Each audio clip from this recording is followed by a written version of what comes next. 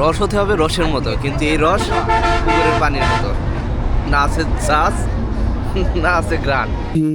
এখনো 6টা বাজে নাই। আজকে যাচ্ছি আমরা খেজুর রস খাইতে। মা গেলাম।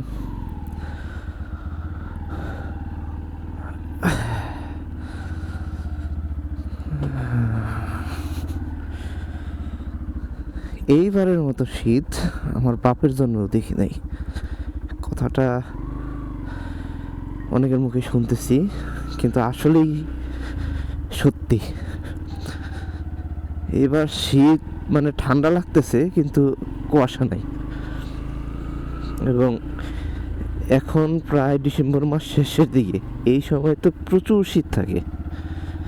আমার এখনো মাঝে মাঝে ফ্যান চালু করে, গ্রামের বাসায় থাকি,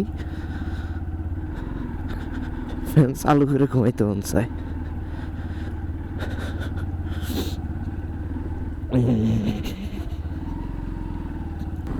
শীতকালটা আসলে খুব ভাল লাগে, কিন্তু এবার শীতটা একটু বেশি ডিফারেন্ট লাগতেছে।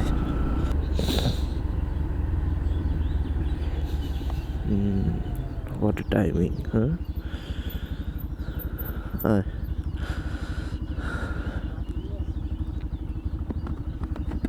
আর কেউ আছে?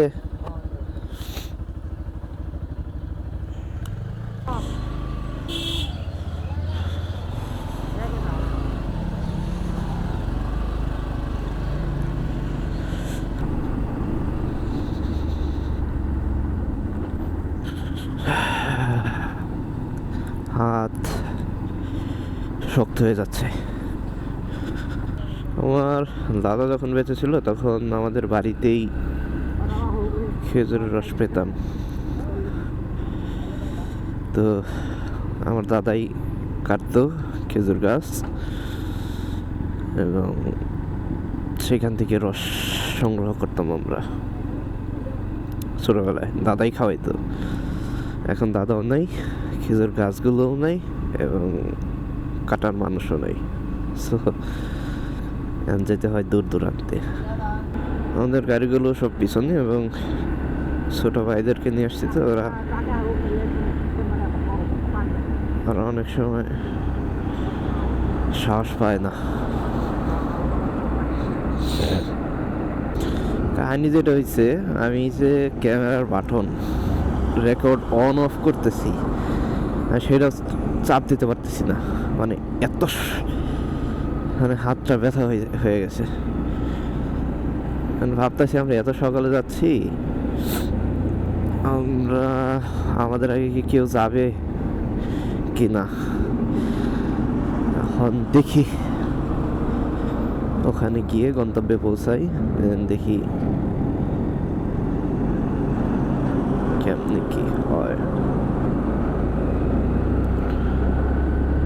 একটু ক্রস করে চলে যাই।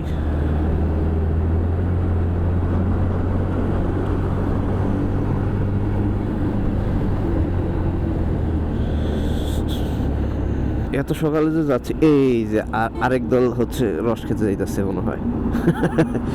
এই যে এত সকালে যাচ্ছি, তারপরেও সিরিয়াল পাবো না, বা রস পাবো কিনা সন্দেহ। গত বছর খাইছিলাম আমরা রাতে, আজকে যাচ্ছি আমরা ভোরে। এবং ট্রুলি স্পিকিং, ভোরবেলায় বাইক রাইডটা খুবই ভালো লাগতেছে। এত গাড়ি খেয়ে এদিকে, ওহো,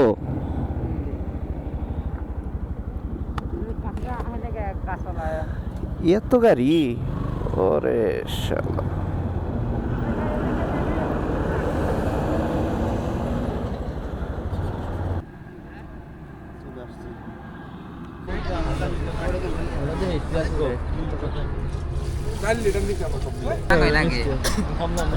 কয়জন আমরা? 5টার সময় ফোন দিয়ে কয়জন সকালে হয় নাই, ঘুমারো এন আমরা সিরিয়ালি হয় না, সবাই নিয়ে যেগুলো দিতেছে।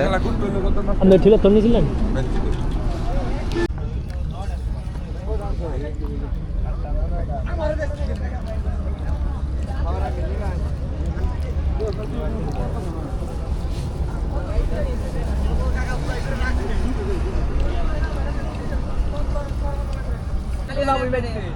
হইতাছে ভাই, দিয়া যাইতেছি।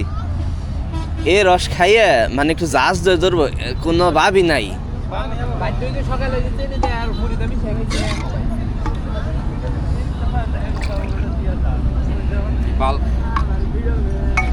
ইহার দাম অনেক গ্লাস খাই রস হতে হবে রসের মতো, কিন্তু এই রস পুকুরের পানির মতো। না আছে চাষ, না আছে গ্রান, গ্রানও কিন্তু নাই এরকম। কিচ্ছু নাই, কোষটাও নাই। আসলটা এইখানেও কম আছে। রস হইল পুকুরের পানির লগে মিশ্রিত, সেই পুকুর। ওই যে একটা সত্যের বাজার নাকি জানি একটা পিছল আছে, রস হতে হবে রসের মতো, কিন্তু এটা রসের মতো না। এই রস হচ্ছে তোমার পুকুরের পানির মতো।